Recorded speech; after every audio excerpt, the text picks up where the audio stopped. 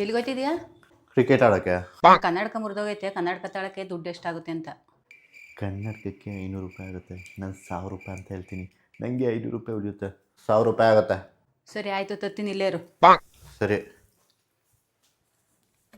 ಸೋತೆ, ನಂಗೆ 2000 ರೂಪಾಯಿ ದುಡ್ಡು ಕೊಡು. ನಿಮ್ಗೆ ಯಾಕತ್ತೆ ದುಡ್ಡು? ನಂಗೆ ಕನ್ನಡಕ ತಗೋಬೇಕು, ದುಡ್ಡು ಕೊಡು. ಸರಿ 2 ನಿಮಿಷ ಇಲ್ಲೇ ಇರಿ, ನಾನು ದುಡ್ಡು ತಗೋ ಬರ್ತೀನಿ. ಸರಿ.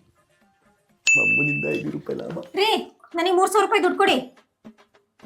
ಅದೇನ್ ಯಾಕೆ ಅಂತ ಕೇಳ್ತಿದ್ದೀರಾ? ಯಾಕೆ ನನಗೆ ದುಡ್ಡಿನ ಅವಶ್ಯಕತೆ ಇರಲ್ವಾ? ಅಜ್ಜಾ ಕೊಟ್ಟ ಅಂತೀಯ, ತಡಿ ಕೊಡ್ತೀನಿ, ತಗೋ.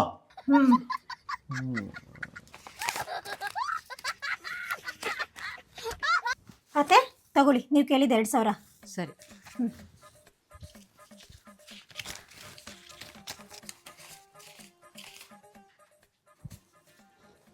ತಗೊಳ 100 ರೂಪಾಯಿ ಕನ್ನಡಕ ತಗೋಬಾ. 500 ರೂಪಾಯಿ ಲಾಭ.